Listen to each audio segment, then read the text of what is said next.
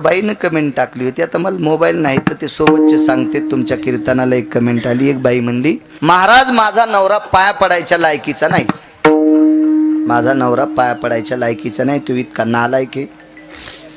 तर दुसऱ्या दिवशी त्यांना ज्यांच्या मोबाईलवर पाहिली त्यांना त्या बाईला म्हण की आता दुसऱ्या दिवशी कीर्तन ऐक तरी तुला पाया पडावं लागेल. त्याचं कारण सांगतो. नवरा नालायक जरी असला तरी पाया पडा. याचा एक मुद्दा सांगतो तुम्हाला. नवऱ्यानं जर नालायकपणा केला आणि त्याचा नालायकपणा पाहून जर बायकोनं नालायकपणा केला भैयासाहेब, तर या दोघांपासून जन्माला आलेल्या चिमुकल्या वासराने कुठं जायचं? लेकरायचा काय दोष आहे? त्या जन्माला आलेल्या मुलीचा काय दोष आहे? दोघांनं जर नालायकपणा केला तर तुमच्या लेकरायचा उन्हाळा होईल, तुमच्या लेकरायचं रान होईल. सैरा वैरा रानातल्या पक्षासारखी तुमची वासरं कुठेतरी जातील.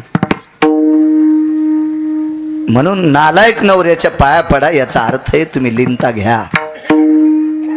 त्यानं किती जरी नालायकपणा केला आणि तुम्ही लिंता घेतली आणि जीवन जर गोड जगल्या तर चिमुकल्या वासरांचं कल्याण करायची ताकद या देशातल्या स्त्रीमध्ये आहे. या भारत देशाचे हिरे म्हणून तुम्ही तुमची आपली लेकरं चमकताल.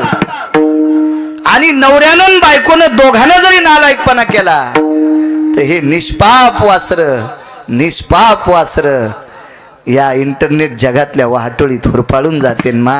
हुरपाळून जातील. तुम्ही यमापाशी काय जबाब देताल? वरी देवापाशी काय जबाब देताल? म्हणून एकानं जरी नालायकपणा केला तर एकानं लिंता घेत जा. माणसं ऐकण्याच्या पात्रतेत नसतेत. या देशाची स्त्री कवळ्यांत करण्याची असती.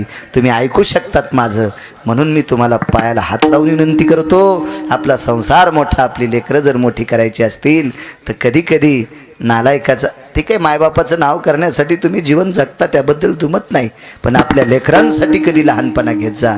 याच्याकरता म्हणतोय नवऱ्याच्या पाया पडा. मी काय फारसा परमार्थ म्हणून म्हणत नाही, फायद्यासाठी म्हणतोय.